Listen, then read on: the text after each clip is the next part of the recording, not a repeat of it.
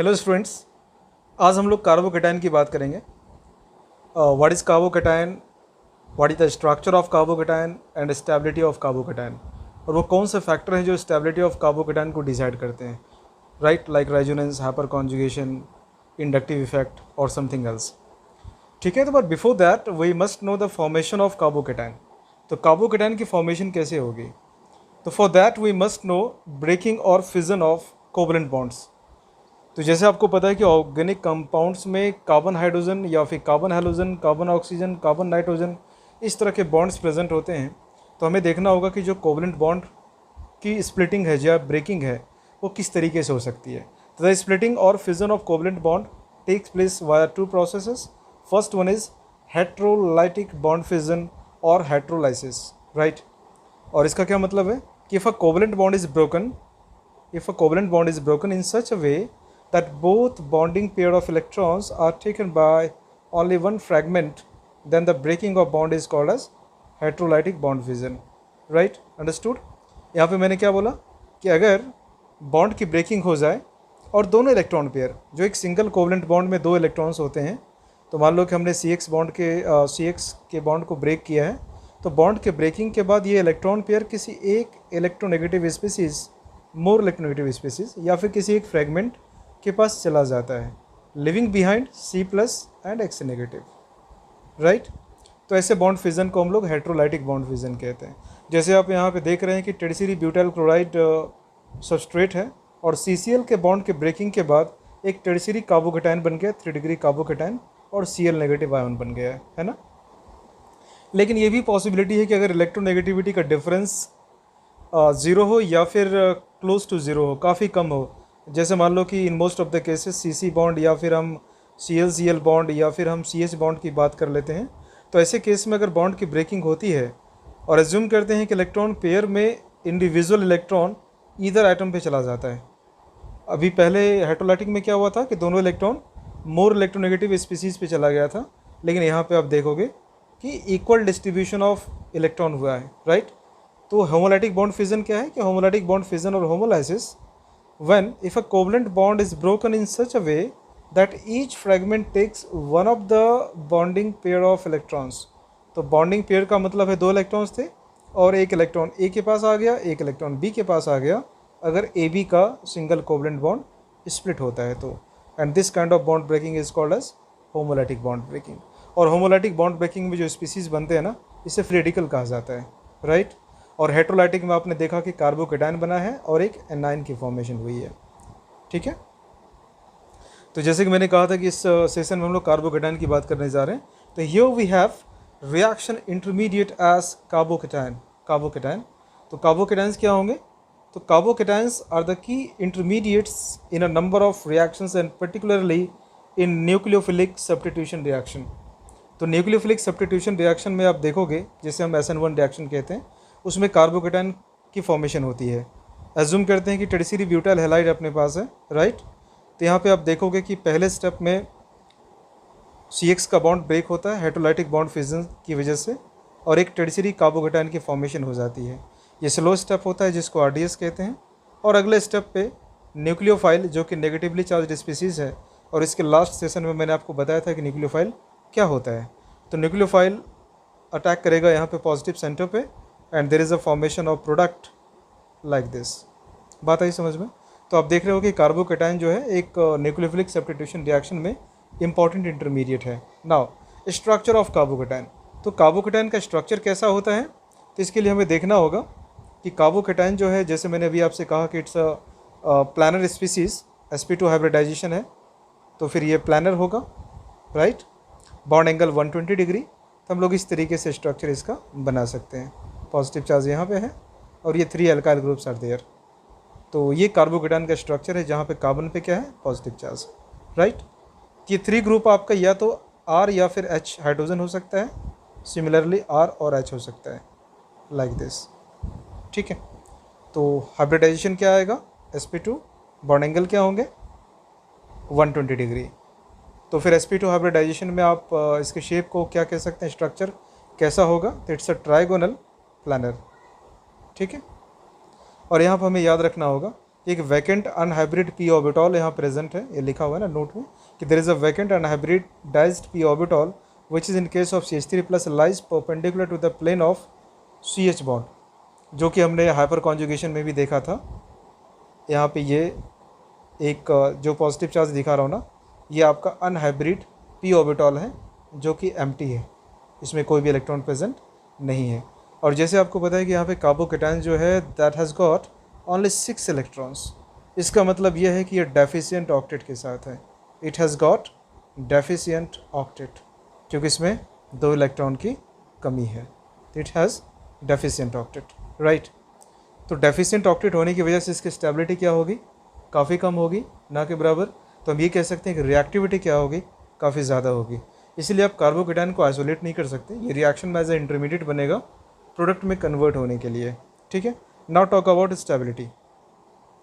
तो stability of carbocation में हमें देखना होगा कि जैसे जैसे एल्काइल सब्स्टिट्यूएंट का नंबर बढ़ता जाता है वैसे वैसे कार्बोकेटायन की स्टेबिलिटी बढ़ती जाती है। तो फर्स्ट पॉइंट क्या लिखा हुआ है कि there is an increase in carbocation stability with additional alkyl substitution.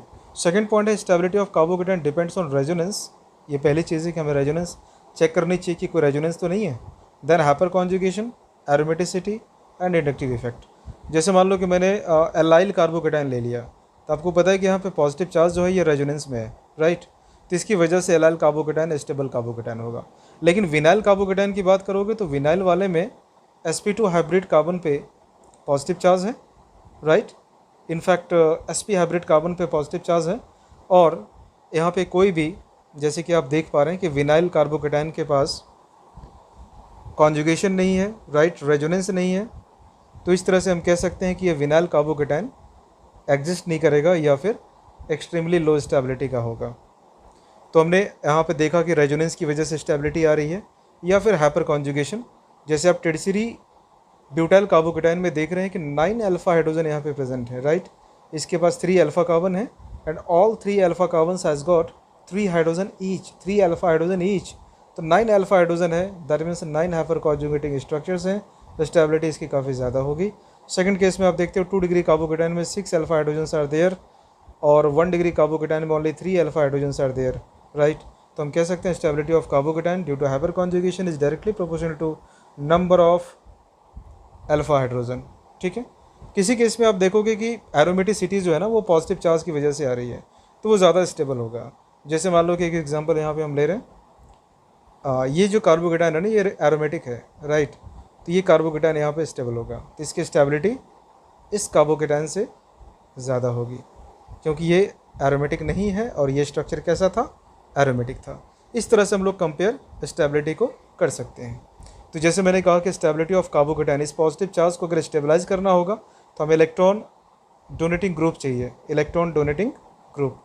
और इलेक्ट्रॉन डोनेटिंग ग्रुप का मतलब यह है कि ये प्लस इंडक्टिव इफेक्ट या प्लस आई इफेक्ट शो कर सकता है, प्लस रेजोनेंस इफेक्ट शो कर सकता है या फिर plus hyper conjugation effect show कर सकता है। तो अगर कोई भी इलेक्ट्रॉन विड्रॉइंग ग्रुप होगा तो वो कार्बोकेटायन की स्टेबिलिटी को कम कर देगा और डोनेटिंग ग्रुप होगा तो कार्बोकेटायन को स्टेबलाइज कर देगा। तो जैसे अभी हमने देखा था कि 3 डिग्री कार्बोकेटायन क्यों स्टेबलाइज हो रहा था, that is because of electron donation by hyperconjugation, ठीक है। नेक्स्ट एक यहाँ पर एक्सेप्शनल केस आप देख सकते हो कि अगर पॉजिटिव चार्ज इस पोजीशन पे है और इस स्ट्रक्चर को हम लोग कहते हैं साइक्लोप्रोपाइल मिथाइल कैटायन।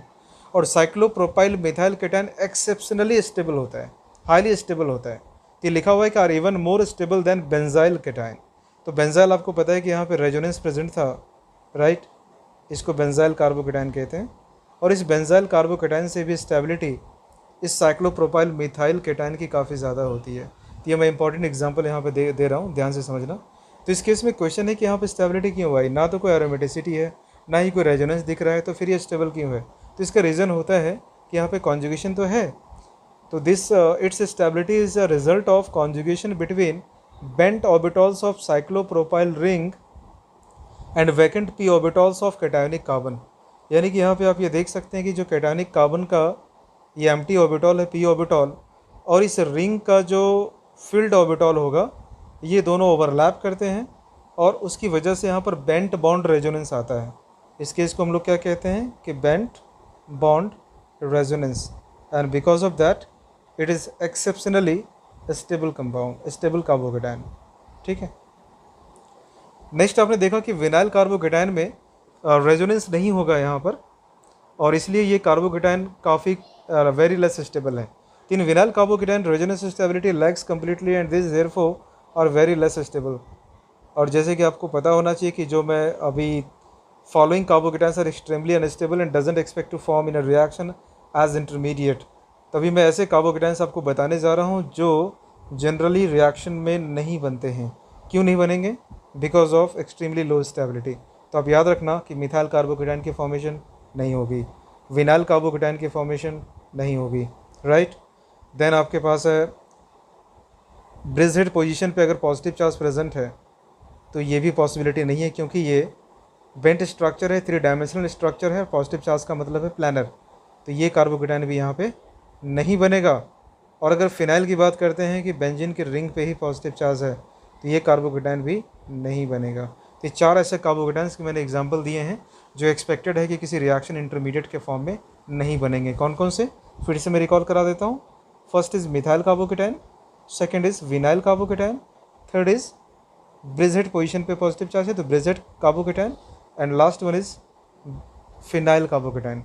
ये 4 कार्बोकेटाइन यहाँ पे नहीं बनते हैं। अब मैं आपको रिलेटिव स्टेबिलिटी बता रहा हूँ कि कार्बोकेटाइन्स की स्टेबिलिटी किस तरह से हम दिखा सकते हैं। तो साइक्लोहेप्टा ट्राइनाइल केटाइन जो होगा ये रेजोनेंस स्टेबलाइज्ड होगा, और इसके स्ट्रक्चर को हम कुछ इस तरीके से बना सकते हैं, लाइक दिस। पॉजिटिव चार्ज यहाँ पे है और ये रेजोनेंस स्टेबलाइज्ड है, तो ये एक्सट्रीमली स्टेबल है। उसके बाद है आपका triphenyl methyl carbocation, then diphenyl methyl carbocation, then tertiary butyl carbocation, then benzyl carbocation. यहाँ पे बेंजाइल और टर्शियरी ब्यूटाइल कार्बोकेटाइन अप्रॉक्सीमेट कह सकते हैं सेम स्टेबिलिटी का होता है। फिर एलाइल कार्बोकेटाइन आता है, देन आइसोप्रोपाइल कार्बोकेटाइन आता है, देन इथाइल कार्बोकेटाइन, यानी कि 3 डिग्री है, 2 डिग्री है, देन 1 डिग्री है।